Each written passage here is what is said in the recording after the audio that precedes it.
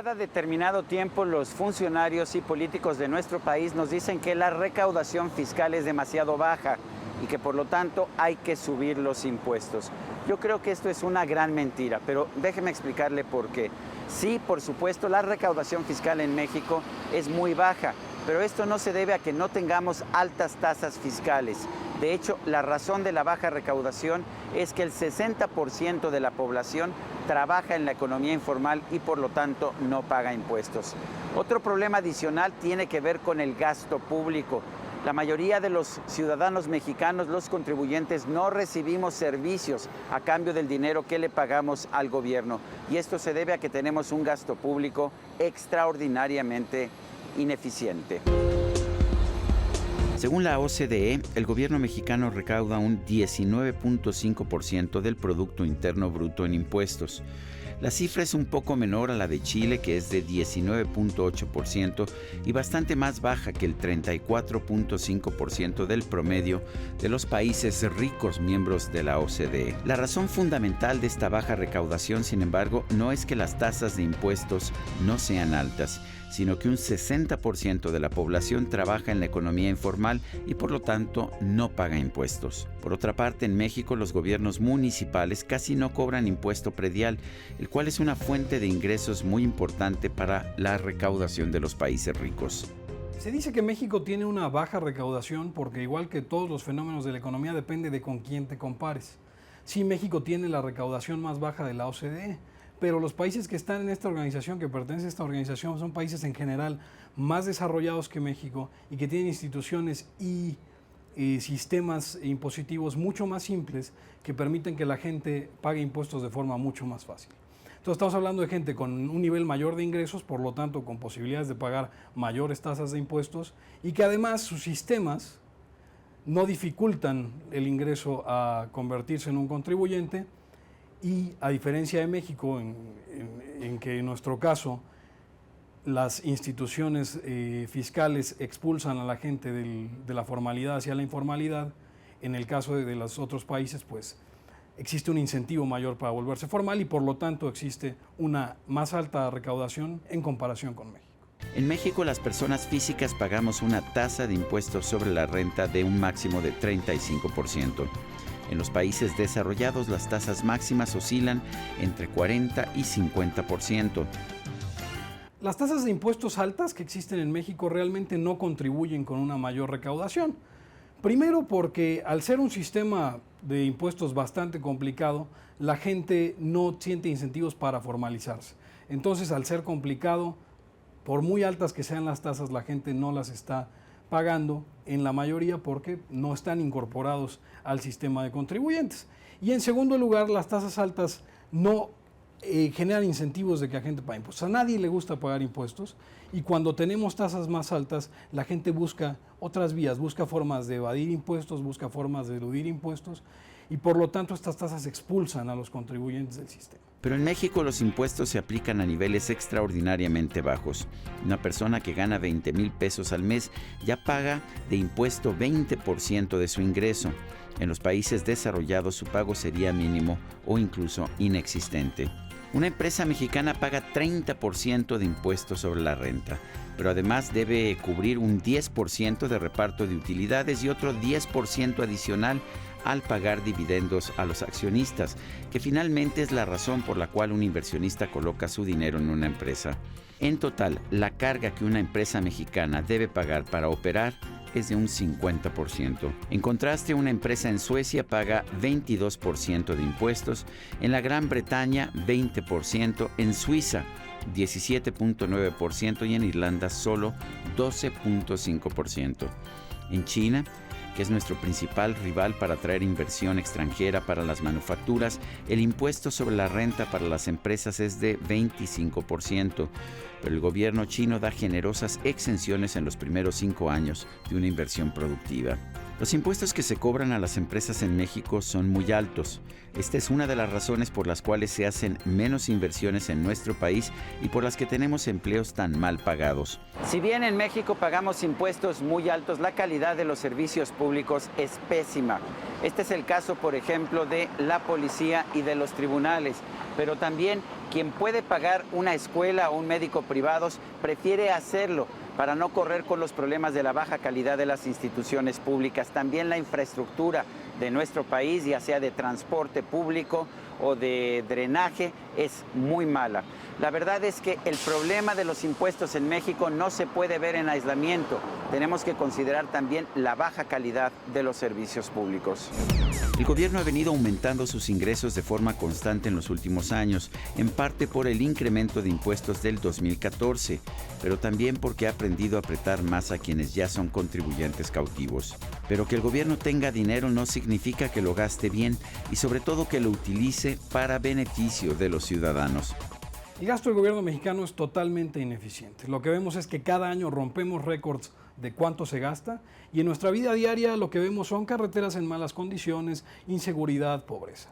Y esto se debe a un problema. Estamos midiendo los programas de gobierno por la cantidad de gente a la que supuestamente ayudan, en lugar de lo que sería más sensato medir los programas por la gente que deja de requerir el uso de estos programas. Hoy el gasto se genera de manera discrecional y normalmente, como lo vemos, estamos hablando de salarios y beneficios altísimos para la burocracia y atención principalmente a grupos de interés. Si se quiere tener un sistema realmente eficiente de gasto, necesitamos ser honestos en cómo se gasta el dinero. Necesitamos que se deje de atender a grupos de interés y necesitamos que probablemente esta cantidad de dinero que se le paga al sector público, a los burócratas, a nuestros legisladores, sea mucho menor. Usualmente los políticos mexicanos presumen del dinero público que gastan. Cada año afirman que están aumentando los recursos para los programas sociales y de combate a la pobreza. De hecho, las cifras nos revelan que entre 1994 y 2012, el presupuesto dedicado a los programas de combate a la pobreza subió 20 veces, de 15,000 millones a 300,000 millones de pesos en términos reales, lo cual es un aumento verdaderamente espectacular. Las alzas de impuestos que se realizaron en 2014 no han funcionado si lo que entendemos por funcionar es que se han visto reflejadas en más y mejores servicios para la población. Han funcionado en tanto que cada vez se recauda más y este dinero se ve reflejado únicamente en beneficios para la clase política y para sus grupos de interés. Cuando se busca realmente mejorar un sistema fiscal, lo que requerimos es pensar realmente qué es lo que tiene que hacer el gobierno. Y lo que tiene que hacer el gobierno es defender nuestros derechos, no garantizar privilegios para nadie. Un sistema que cada vez amplía más los impuestos, como la reforma que tuvimos en 2014, es totalmente innecesario y le hace más daño a la economía mexicana del beneficio que supuestamente se promete. En este periodo, sin embargo, la pobreza en México, medida por el Coneval, que es la dependencia gubernamental que se dedica a medir la eficacia de los programas de gobierno, solamente se redujo de 52.3% a 52.2%. Lo mismo ha pasado con los programas para combatir la inseguridad, los cuales han tenido aumentos enormes en los últimos 20 años, y especialmente a partir del sexenio de gobierno de Felipe Calderón. El dinero que se gasta en seguridad no ha significado que los mexicanos vivamos en un país más seguro, sino todo lo contrario. El problema es que los políticos mexicanos muchas veces aplican el dinero de los contribuyentes sin prestar atención a la eficacia de los programas que están utilizando.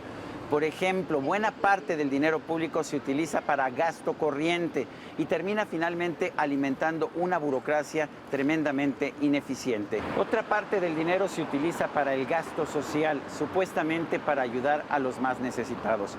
El problema es que la situación de los pobres no mejora, se genera una dependencia del gasto público y lo peor de todo es que el dinero se utiliza para comprar votos. Durante muchos años se planteó la necesidad de hacer una reforma fiscal de fondo para resolver estos problemas, pero cuando llegó el momento no hubo la voluntad de realizarla. Una verdadera reforma fiscal habría ampliado la base de contribuyentes para que pagaran quienes ahora no lo hacen. Habría simplificado de manera radical el sistema, que en este momento es enormemente complicado, de manera que ni personas físicas ni empresas pueden cumplir con sus obligaciones fiscales sin la ayuda de un contador o de un equipo de ellos. También habría bajado tasas de impuestos con el fin de incentivar una mayor inversión productiva, que generara crecimiento económico y nuevos empleos. Esta reforma seguramente habría impulsado una mayor recaudación fiscal, pero por las buenas razones.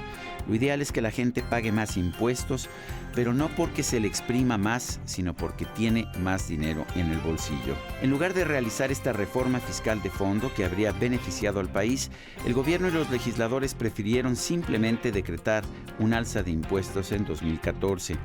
No se amplió la base fiscal, ni se simplificó el sistema, ni se bajaron las elevadas tasas de impuestos. Por el contrario, se hizo más difícil y complicado el pago de impuestos y se añadieron numerosos trámites burocráticos. La reforma fiscal que se tendría que hacer en México tendría que apostar primero por ser una reforma que incentive la producción, que incentive la creación de riqueza y la creación de empleo. Esto no se puede lograr con tasas cada vez más altas, que en realidad lo que hacen es expulsar a la gente de la formalidad y dificultar que se formen nuevas empresas y que las empresas que existen ya permanezcan, principalmente las pequeñas y medianas empresas, que son las que tienen la mayor carga impositiva en nuestro país. Una reforma debe apostar por hacer un sistema también mucho más simple en el que pagar impuestos no sea una carga. Hoy pagar impuestos no solamente nos cuesta tiempo, que se traduce en dinero, sino que es completamente complejo y innecesariamente difícil hoy pagar impuestos. Por lo tanto, una reforma tiene que apostar por facilidad y menores tasas que permitan que la gente quiera contribuir, y esto debe ir acompañado obviamente de revisar realmente en qué se está gastando el dinero, cómo se está gastando el dinero. Se elevaron las tasas de impuestos, se eliminaron deducciones y se crearon nuevos gravámenes, como el que hoy se cobra a los refrescos y al pan dulce. En el corto plazo, este aumento de impuestos le ha dado más dinero al gobierno, pero al mismo tiempo ha empobrecido a los mexicanos y ha cerrado las puertas para nuevas inversiones y actividad económica que produzca más prosperidad.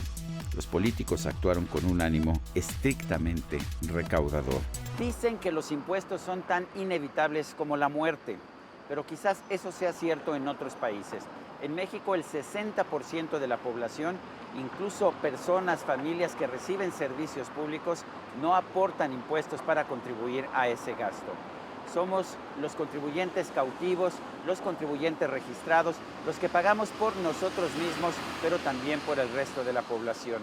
Y sin embargo, hasta eso sería aceptable. El problema es que el dinero público se desperdicia de manera realmente extraordinaria. La verdad es que si no hubiera un desperdicio tal, claramente estaríamos todos más dispuestos a pagar impuestos para beneficio de la sociedad. Yo soy Sergio Sarmiento y esto es 13 en Libertad.